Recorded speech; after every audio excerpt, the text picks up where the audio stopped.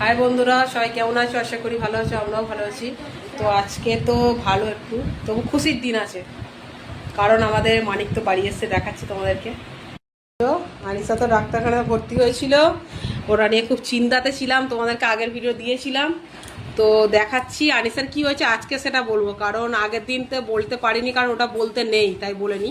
তো আজকে বলছি ওর কি হয়েছিল। ওর হচ্ছে টিউশন থেকে পড়ে আসার সময় ওর হচ্ছে সাপে কামড়ে দিয়েছিল।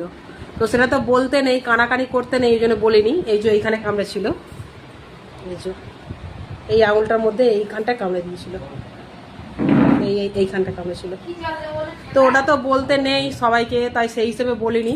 তো ও ছুটি পেয়ে আজকে বাড়ি চলে এসছে, তো সেই জন্যই বন্ধুদেরকে জানিয়ে দিলাম। আর এখানে তো চ্যালেঞ্জ দিয়েছিল, এই যে এখনো ফুটো দাগ হয়ে আছে, এই যে এই যে।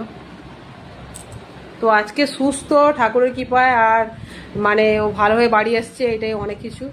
তো বলি বন্ধুদেরকে একটু জানিয়ে দিই। তো টাটা, পরের ভিডিও দেখা হচ্ছে।